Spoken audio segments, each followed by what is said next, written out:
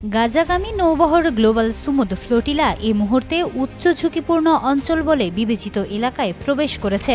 অঞ্চলটি গাজা উপকূল থেকে ১৫০ নটিক্যাল মাইল ২৭৮ কিলোমিটার দূরে, যেখানে আগের ফ্লোটিলাগুলোকেও ইসরায়েলি বাহিনী থামিয়ে দিয়েছিল। নৌবহরের যাত্রীরা জানিয়েছেন, ইসরায়েলি জাহাজগুলো কাছে এসে তাদের থামিয়ে দিয়েছে। আল জাজিরার সাংবাদিক নিদা ইব্রাহিম জানান, সুমুদ ফ্লোটিলার চারপাশ ঘিরে রেখেছে ইসরায়েলি যুদ্ধজাহাজ। ফ্লোটিলায় ৪৫টিরও বেশি জাহাজ রয়েছে। গাজার কাছাকাছি পৌঁছানোর সঙ্গে সঙ্গে সুমুদ ফ্লোটিলা জাহাজগুলো নিরাপত্তার স্বার্থে সরাসরি ভিডিও সম্প্রচার শুরু করেছে।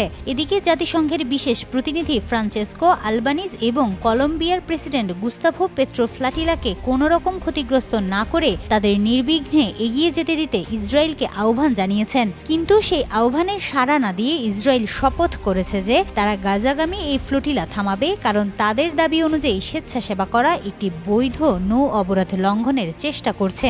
ইসরায়েলি নৌবাহিনী নৌবহরের সঙ্গে যোগাযোগ করে তাদের পথ পরিবর্তনের নির্দেশ দিয়েছে।